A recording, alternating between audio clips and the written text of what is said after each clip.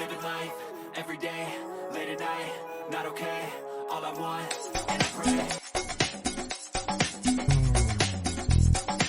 Showbiz Kachika TV. Hello mga kachika!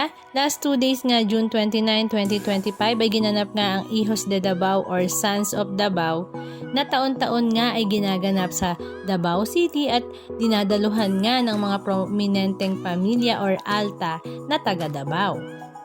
It refers to a social club and an annual grand affair in Davao City celebrating the feast of St. Peter, the city's patron saint.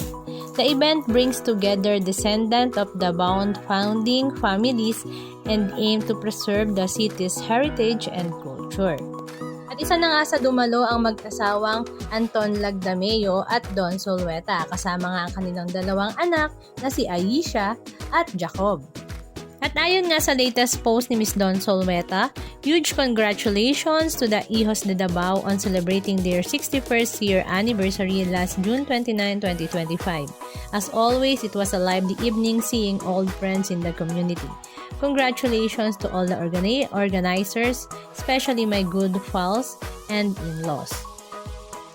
Congratulations also to our daughter Aisha for having been bestowed the great honor of being crowned Muse of 2025. I'm really proud of you. Thank you, Sebi, such a handsome, kind gentleman escort.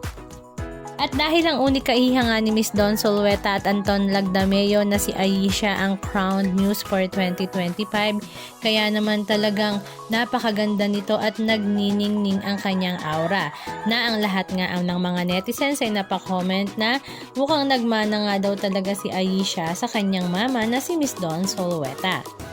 At marami rin nga sa mga netizens ang napakomment na ganito daw pala kasosyal at kabongga mag-party-party ang mga alta.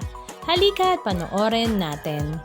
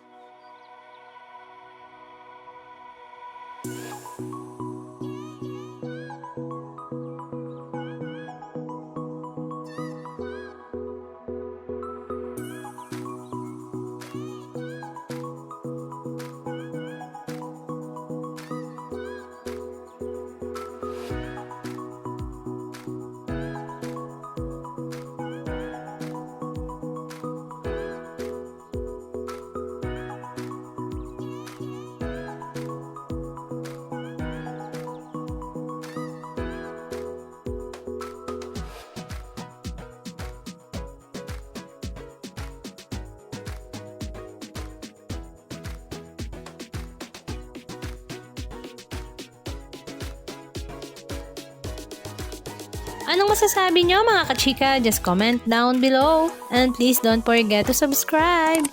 Thank you!